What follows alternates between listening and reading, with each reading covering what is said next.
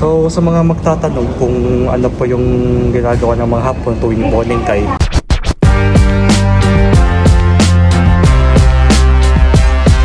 kaka-out ko lang ng trabaho at pauwi na rin ako ng bahay ngayon para makapagpahinga na rin tayo at makakain na rin ng hapunan. So napapansin nyo pala guys na naka-face mask ako ngayon dahil uso na naman po ang influenza dito sa Japan. Dahil nangyayari po ito tuwing taglamig, doon po nauuso ang influenza.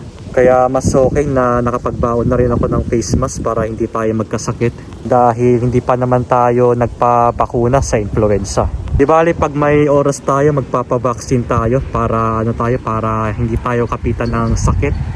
At para na rin ito sa safety natin dahil nga bawal talaga magkasakit at mahirap talaga magkasakit dito. Weather check muna tayo, 15 degrees Celsius po dito ngayon. At hindi naman masyadong malamig, sakto lang naman yung lamig dito ngayon. Mahirap talaga pag tuwing umaga guys dahil yun yung peak ng lamig. Minsan pa nga pagkagabi, ganun. At abang-abang na lang tayo by January, February. Yun yung mas malamig na panahon. Okay po, nakauwi na rin ako ng bahay. At sa ngayon, magluluto muna ako ng hapunan. At hisashiburi nga pala ako sa ulam na to. At ito nga pala yung lulutuin natin para mabilis. Ito pong ginisang repolyo. Wow. Ayan, bali, i-slice ko na siya. Tapos, i-ano natin siya, igigisa na lang natin siya. Dahil alam nyo ba na paborito ko ang ginisang repolyo. Lalo na pag wala tayong maulam at ito na lang yung lulutuin natin. Kasi itong gulay na to medyo makakamura tayo nito eh. Tapos sibuyas tsaka bawang. Kaso wala akong kamatis na nabili. So hayaan na lang natin na ganun na lang.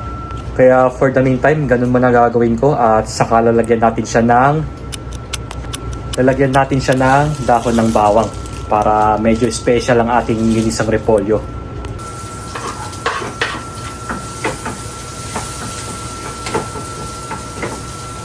Ang una, syempre nagisa muna ako ng sibuyas at saka bawang. Bali, inuna ko muna itong sibuyas bago itong bawang dahil pag inuna natin kasi yung bawang, madali kasi siyang masunog eh. Kaya inuna ko na yung sibuyas para sakto lang yung kulay ng bawang natin. Yan yung technique ko rin kasi minsan para hindi masunog yung bawang. Tapos, hayaan natin siyang mag-brown. Saka natin ilalagay agad yung gulay. Dahil lang po kasimple guys. Tapos tayo na yung bahala sa panlasa ng asin, patis. Basta patis lang ilalagay ko dito. Hindi na maglalagay ng asin. Kasi may asin na rin ang patis kaya maalat na siya. Ayan, pwede na ito. Ito, repolyo na. Para mabilis. Wala lang kasi tayo kamatis guys. Kaya hayaan na lang natin na ganito yung ulam natin. Ang importante naman, meron tayong makain ngayong hapunan tapos babaunin para bukas. Ayan. Kaya lang natin siyang maluto itong repolyo. Mabilis lang naman kasi maluto ito. Kung gusto nyong mapabilis yung luto nyo sa repolyo, lagyan nyo ng konting tubig. Ayan, konti lang, asin. Tapos mamaya lagyan na lang natin siya ng patis pampalasa. Ayan, hiya lang natin siyang kumulo. Basta wag lang masyadong marami yung tubig. Yung sakto lang, pang gisa ba. Ayan. Mas maganda na haluin natin para ma-mix. Ito, meron tayong patis dito. Ayan.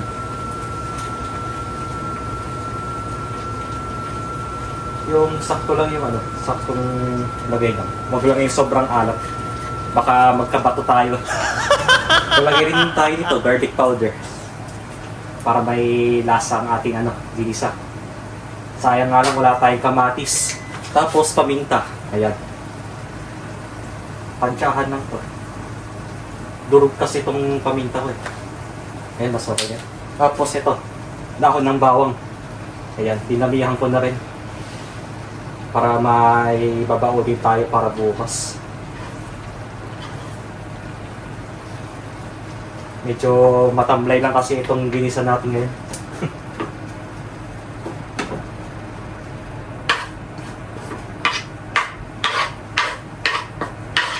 And last, magic sarap.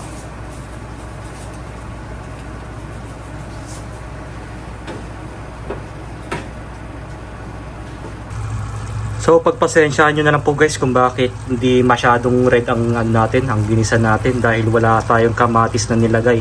Wow! So ang importante naman po, meron tayong uulamin ngayon. Bali pakuluan lang natin siya saglit bago natin siya ihango. So kakain na po tayo at ito na yung niluto natin na ginisang repolyo na walang kamatis. Pagpasensyahan nyo na lang po ulit guys, na medyo malami ang ating ulam ngayon. Ang importante may makakain tayo ngayon. So bago tayo kumain, magdadasal muna tayo.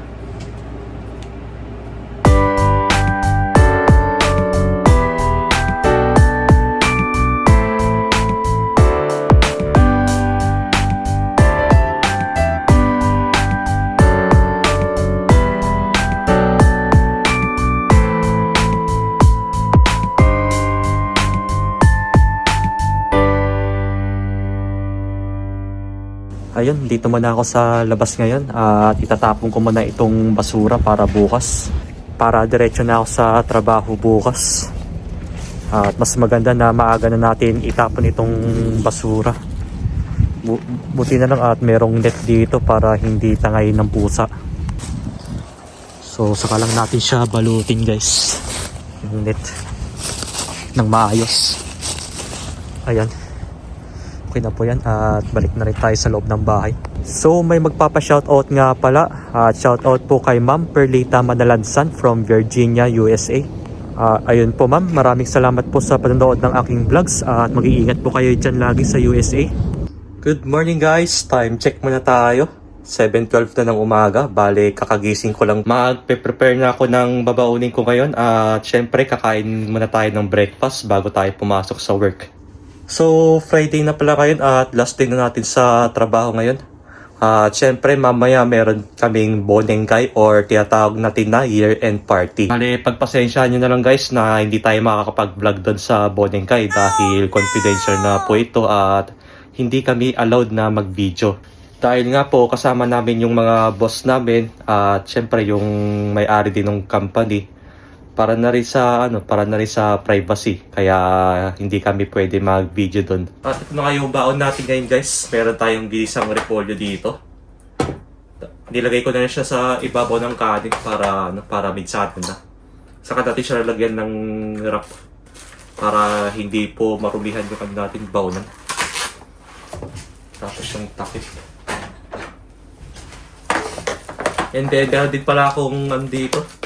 Pero din ako sabaw ng tinola dito, pambaon din natin. At saka natin siya ilalagay dito sa may box, lunch box. Bali kutsara din ginagamit ko pag kumakain doon eh. Balit lang natin ng tissue para hindi marubihan. Tapos sabaw. At syempre yung lalagyan natin ng tubig. Ito po. Ito yung tumbler ko na ginagamit ko lagi. Ang maganda kasi sa amin, meron na kaming drinking fountain doon, kaya pwede kami mag-refill ng tubig. Yan, okay na po ito. Okay po, kakain na rin tayo. At hindi mawawala sa breakfast natin ang kape. Wow! Ayan po.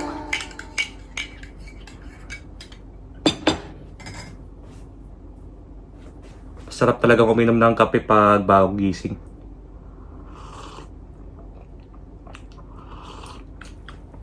Para hindi tayo antukin dito mamaya. Kaya nagkakape tayo. Tapos ito na yung natin. Almusal. Gulay. Chocolate.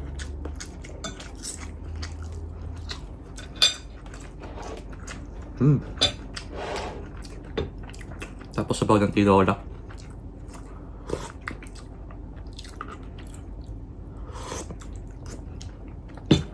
Sarap guys. Sarap ng almusal natin. Tara, kain po tayo.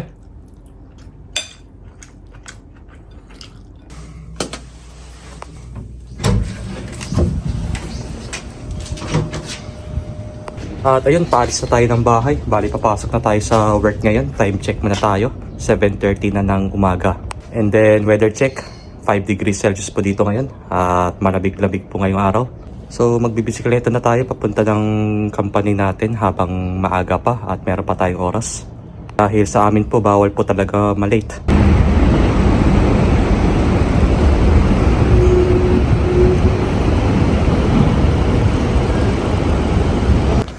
Dito na ako ngayon sa company namin. At bibihis lang ako bago tayo makapag-start sa work natin. Bali, akit muna tayo para makapag-bihis guys. Dahil doon kasi yung locker room namin. At hindi rin pwedeng gumamit ng elevator ng ganitong oras dahil maaga pa lang po.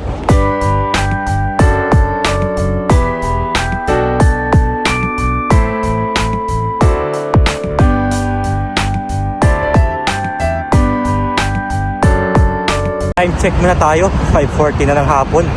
Bale, kakatapos ko lang sa trabaho at papunta na ako ng train station. Dahil pupunta po ako ngayon sa Bonengkay namin or tinatawag natin na year-end party. Bale, meron kaming Bonengkay once a year po yon, every December. Medyo napaaga lang po yung Bonengkay namin dahil nung last year po ay sinelebrate namin yan nung last day ng trabaho namin nung December. Bali, iuwi ko muna itong bisikleta ko guys. Saka tayo pupunta ng train station. Dahil magti-train na lang ako dahil alam nyo naman po na bawal mag-bike ng nakainom. So medyo po guys, medyo hinihingal po ako. Dahil ang hirap pong magbisikleta, sobrang lakas ng hangin kanina. At ayun, nandito na tayo sa train station ngayon.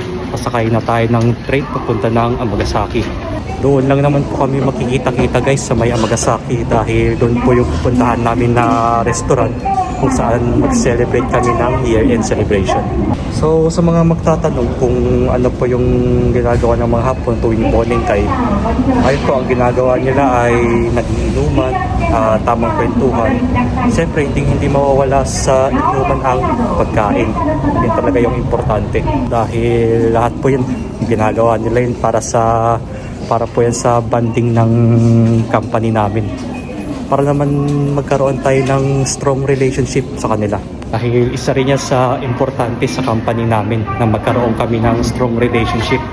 Yun din yung maganda sa amin guys sa company namin. Kailangan talaga magkaroon tayo ng strong relationship sa mga katrabaho natin. Para naman po magkasundo kaming lahat. At yun din yung consider namin as a teamwork.